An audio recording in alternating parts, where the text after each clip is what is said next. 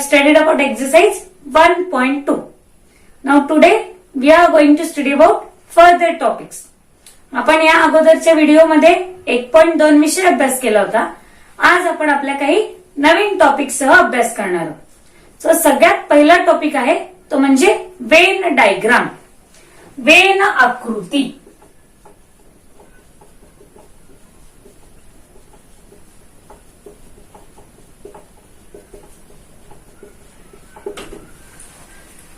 Now students, what is Venn diagram? So first of all, you have studied in previous lectures that set can be represented by using curly bracket. या अगोदर आपण याविषयी अभ्यास केला होता की संच लिहिण्यासाठी आपण महिरपी कंसाचा वापर करतो.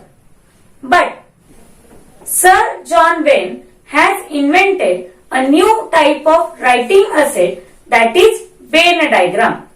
सर जॉन वेन या ग्रेट गणित तज्ञांनी एक नवीन पद्धती शोधून काढली होती संच दाखवण्यासाठी. त्याला आपण म्हणतोय वेन आकृती.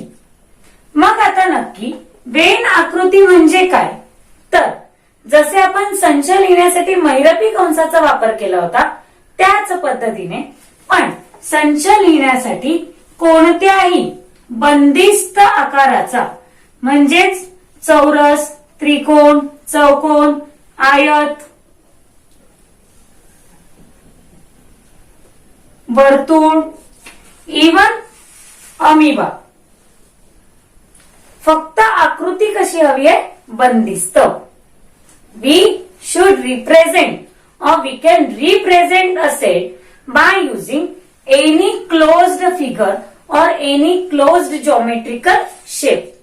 You can use star also, like this.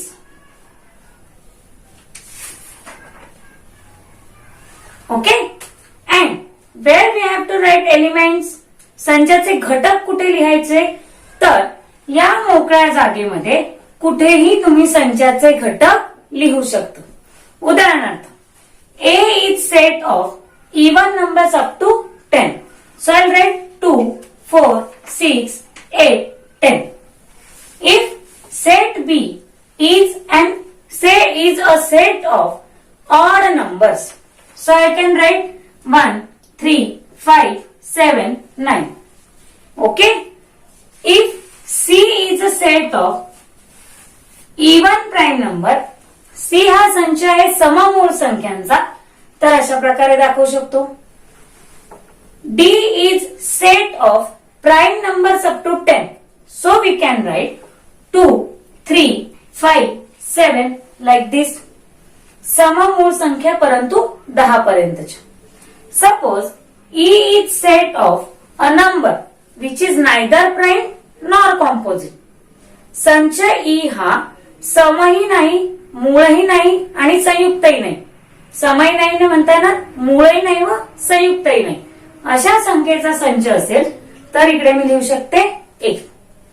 Suppose F is a set of divisors of 6.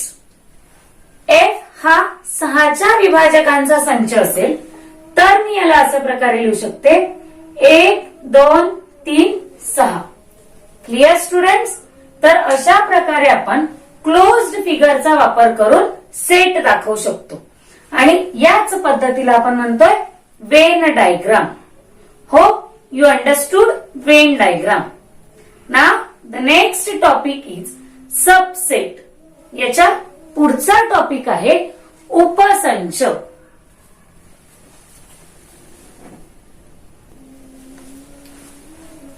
Now the term subset indicates that any one set is subset of other. उपसंच हा शब्द काय दाखवतो? तर कोणताही एक संच दुसऱ्या संख्येचा किंवा दुसऱ्या संचाचा उपसंच असेल. तर आपण सर्वात पहिले 2 संच घेऊया, X आणि Y. Clear? Now X is set of even numbers less than 10. समजा X हा संच 10 पेक्षा लहान समनैसर्गिक संख्यांचा आहे आणि Y हा संच सममूळ संख्यांचा आहे. Y is set of even prime numbers. Now you can see element of set Y is present in set X. संच Y चा प्रत्येक घटक संच X मध्ये आहे. हे आपण घेऊया पहिले उदाहरण. आणखी एक उदाहरण घेऊया. Suppose set A is a set of 2, 4, 6, 8, 10, 12, 14, 16, 18, etc. Clear? B is set of squares of natural number.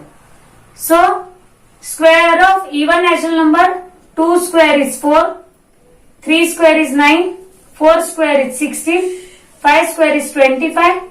आता आपल्याला इकडे 25 नकोय, मी फॉर एक्झाम्पल 4 आणि 16 एवढेच घेते. Now you can see again every element of set B is present in A. पुन्हा एकदा तुम्ही बघितलं तर बी चा प्रत्येक घटक हा संच ए मध्ये आहे. याचाच अर्थ काय, पहिल्या उदाहरणात वाय हा संच एक्स चा उपसंच आहे आणि दुसऱ्या उदाहरणात बी हा संच ए चा उपसंच आहे. Y is subset of X and B is subset of A. So how we can write? By using symbol. So I can use this symbol for showing subset. Y is subset of X. So I'll write here Y is subset of X. B is subset of A. So I can write B is subset of A. Now this underline show that the set is proper subset. Proper subset means what? Every element of this set is present in A. याला आपण उपसंच असे म्हणतो. पण का? तर याचा प्रत्येक घटक त्या दुसऱ्या संचामध्ये आहे. जर समजा हा संच A असता आणि हा संच B असता तर आपण असे लिहिले असते A is proper subset of B. समजतंय? त्याला म्हणतो आपण उपसंच. तर आपण डेफिनेशन लिहून घेऊया. If two sets X and Y, every element of set X is present in set Y, then X is called as subset of Y. समजा X आणि Y हे दोन संच आहेत आणि संच X मधील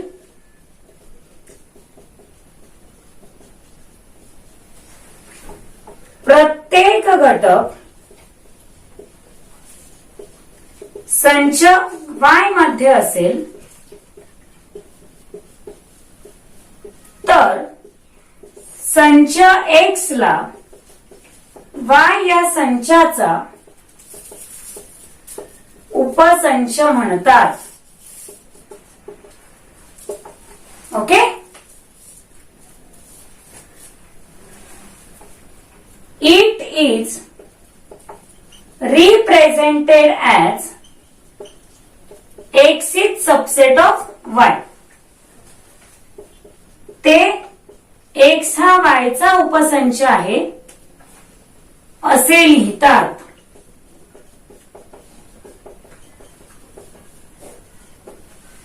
ओके स्टुडंट्स, ते होते सबसेट. आता आपण बघूया properties of subset.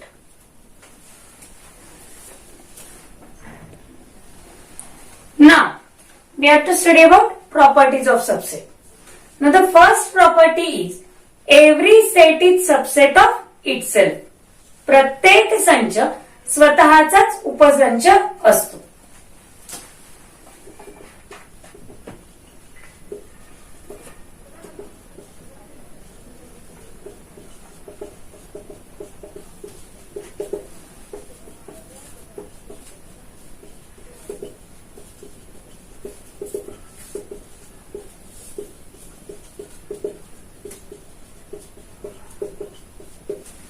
For example A is proper subset of A.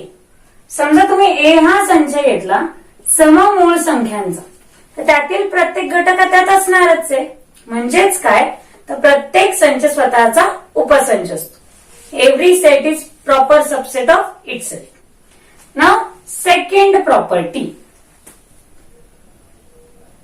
Empty set is subset of every set.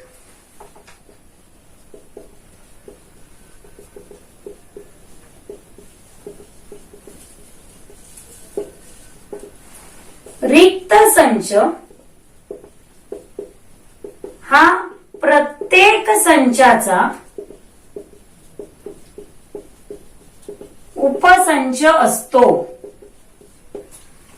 आता एक लक्षात घ्या, उपसंच असण्यासाठी काय गरजेचं आहे, तर त्या संचाचा प्रत्येक घटक दुसऱ्या संचामध्ये असणं. मग आता एक गोष्ट, रिक्त संचात एकही घटक नसतो, मग तो प्रत्येक संचाचा नक्कीच उपसंच असेल. बरोबर. Therefore, every empty set is subset of every other set. So, that is phi is subset of set A. रिक्त संच हा संच A चा उपसंच आहे. नेक्स्ट, तिसरा आपण बघतोय. If A is equals to B, then A is subset of B and B is subset of A.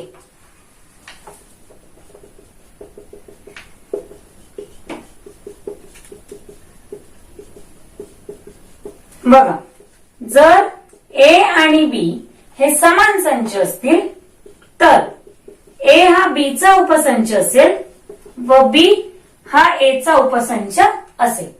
मग उदाहरणार्थ A is set of E A T and B is set of T E A. काय झालं, यातला प्रत्येक घटक यात आहे आणि यातला प्रत्येक घटक यात आहे, म्हणून दोन्हीही एकमेकांचे उपसंच आहे. Clear? Now, next property. If A is proper subset of B and B is proper subset of A, then A and B are equal sets. If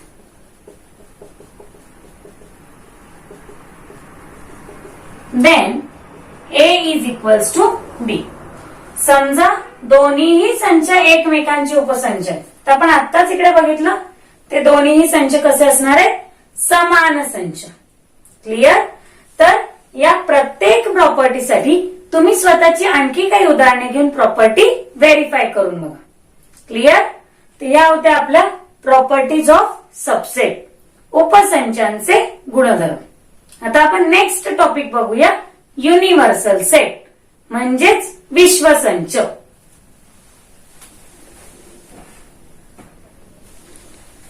Now, X is set of A such that A is a student of your school. X हा संच आहे A चा व A हा तुमच्या शाळेतील विद्यार्थी आहे. क्लिअर? आणखी आपण एक सेट घेऊया. A is set of X such that X is a student in 9th standard of your school. A हा संच आहे X चा. X हा तुमच्या शाळेतील 9वीचा विद्यार्थी आहे. B is set of Y such that Y is a student in 10th standard of your school. B हा संच आहे Y चा. Y हा तुमच्या शाळेतील 10वीचा विद्यार्थी आहे. Okay. C is set of Z such that Z is a student in 8th standard of your school. C हा संच आहे झेडचा. झेड हा तुमच्या शाळेतील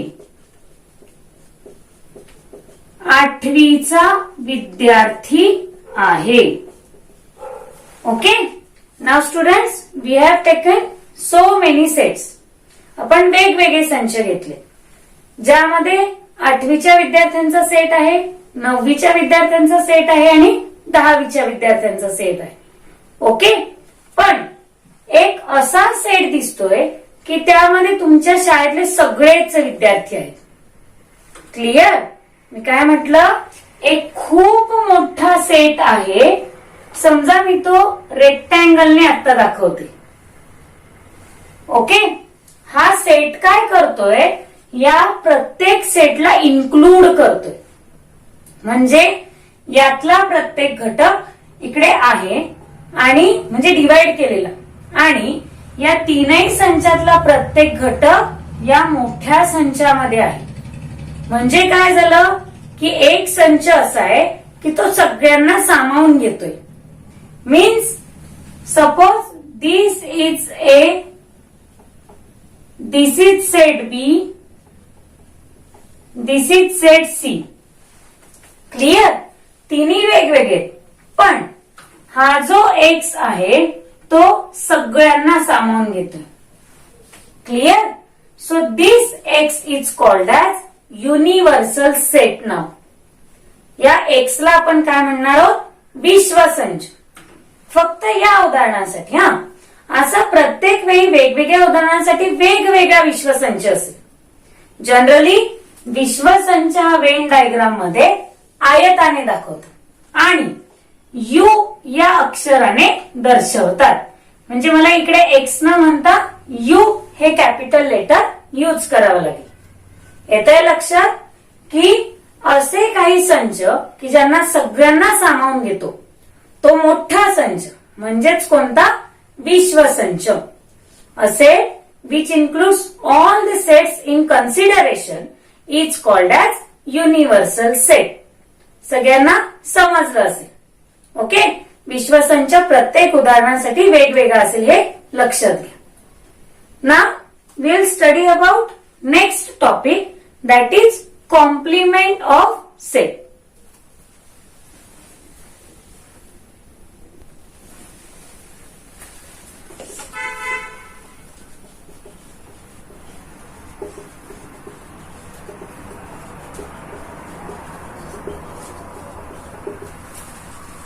Now students, U is a set of 1, 2, 3, 4 up to natural numbers 20. Clear? A is set of 2, 4, 6, 8, 10, 12, 14, 16, 18, 20. Now students, we have to find a set which is complement of set A. या ठिकाणी आपल्याला A या संचाचा पूरक संच काढायचा आहे. मग तो कसा काढणार तर बघा, ए डॅश किंवा ए कॉम्प्लिमेंट अशा अक्षरात तो दर्शवतो. काय म्हणते मी, कॉम्प्लिमेंट ऑफ सेट, पूरक संच. एक असा संच मला हवाय की ज्यामध्ये ए चा कोणताही घटक नसेल पण यू चा घटक असेल. काय म्हटलं मी पुन्हा एकदा बघा, I want a set of elements present in not A but remaining elements present in U. म्हणजे A चे जेवढे घटक आहेत ते आपल्याला इकडनं गाळून टाकायचे. मग कोण उरतो तर 1, 3, 5, 7, 9, 11, 13, 15, 17, 19. Clear? So a set which contains no any element of particular set but remaining elements present in set U is called as complement of set. पूरक संच म्हणजे असा संच की उदाहरणार्थ ए या संचातील प्रत्येक घटक वगळता यू या संचातील म्हणजेच विश्व संचातील उरलेल्या घटकांचा संच, त्याला आपण म्हणतात पूरक संच. दाखवतो कशाने? ए डॅश किंवा ए कॉम्प्लिमेंट. येतंय लक्षात? तर समजून घ्या पूरक संच. यानंतर आपण बघतोय पूरक संच विश्व संचांमध्ये किंवा वेन आकृतीच्या साहाय्याने कसा दाखवायचा. सो बघा, universal set we show by using rectangle.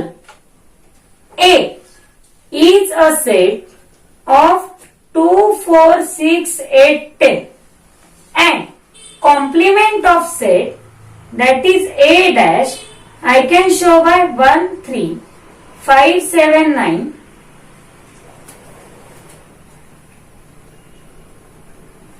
12, 14, 16, 18, 20. 1, 3, 5, 7, 9, 11, 13, 15, 17, 19. Clear? अशा प्रकारे आपण पूरक संच दाखवू शकतो. तसेच उपसंच जर आपल्याला वेन डायग्रामने दाखवायचं असेल तर कसं दाखवता येईल बघा. समजा ए हा संच आहे,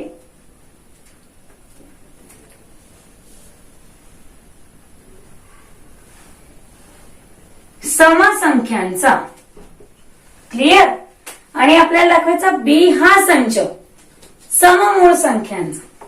तर मी यामध्ये एक आणखी सर्कल किंवा कोणताही आकार काढून तिकडे 2 हा घटक दाखवू शकतो. हा झाला उपसंच. सबसेट. क्लिअर? हा झाला पूरक संच, complement of set. Now we are going to study about properties of complement of set. So let's start. पूरक संचांचे गुणधर्म.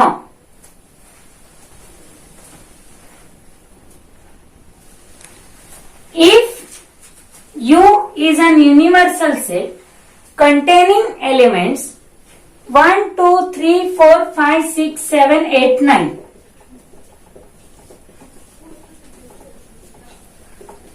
A is set of 2, 4, 6, 8, 9. Clear? Now we want A dash. So how we write A dash? 2, 4, 6, 8, 9. हे सोडून द्यायचे. उरले कोण? 1, 3, 5, 7. Clear? याला आपल्याला आता याच्यानुसार काय करूया आपण? पूरक संचांचे गुणधर्म शिकूया. तर पहिला गुणधर्म आहे बघा, A complement of complement is equals to A. म्हणजे ए डॅशचा डॅश. तर आपण सगळ्यात पहिले इथे काढून घेऊया. ए डॅश ऑफ डॅश याच्यातले सोडून द्या. म्हणजे कोण उरले? 2, 4, 6, 8, 9. आणि ए काय आहे आपल्याकडे? 2, 4, 6, 8, 9. याला नंबर 1, याला नंबर 2. काय केलं आपण? प्रॉपर्टी व्हेरीफाय करून बघितली. याचाच अर्थ A dash dash is equals to A. ही झाली फर्स्ट प्रॉपर्टी. असेच तुम्ही दुसरे उदाहरण घेऊन पण प्रॉपर्टी व्हेरीफाय करून बघा. आता आपण बघूया दुसरा गुणधर्म. Complement of empty set is U. रिक्त संचाचा पूरक संच म्हणजेच विश्व संच. आता बघा, रिक्त संच म्हणजे काय असेल? एम्प्टी सेट, ज्यात कोणताही घटक नाही. मग हे जर सगळे सोडून दिले तर उरतो कोण? यू. म्हणून ही प्रॉपर्टी अशीही व्हेरीफाईड आहे. क्लिअर? तरी तुम्ही आणखी उदाहरणं घेऊन व्हेरीफाय करू शकता. तिसरा गुणधर्म, U dash is equals to 5.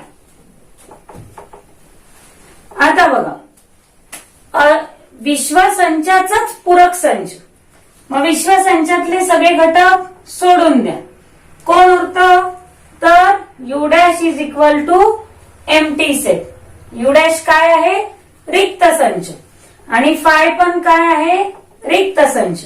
Therefore U dash is equals to phi. ही पण प्रॉपर्टी आपली व्हेरीफाय झाली.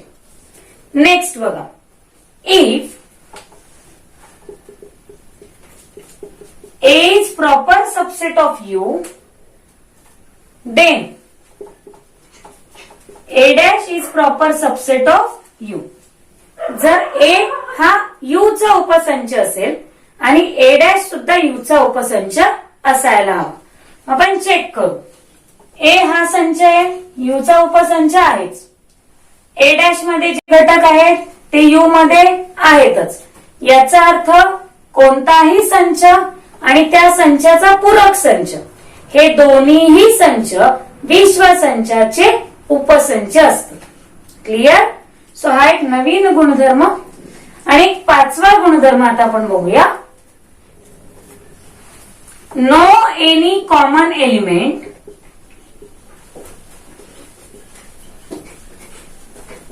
Is in A and A dash. A व ए कॉम्प्लिमेंट म्हणजे पूरक संच यामध्ये कोणताही सामायिक घटक नसतो. बघा, तुम्ही बघू शकता ए आणि ए डॅश. ए मध्ये जे घटक आहेत ते ए डॅश मध्ये नाही, ए डॅश मध्ये जे घटक आहेत ते ए मध्ये नाही.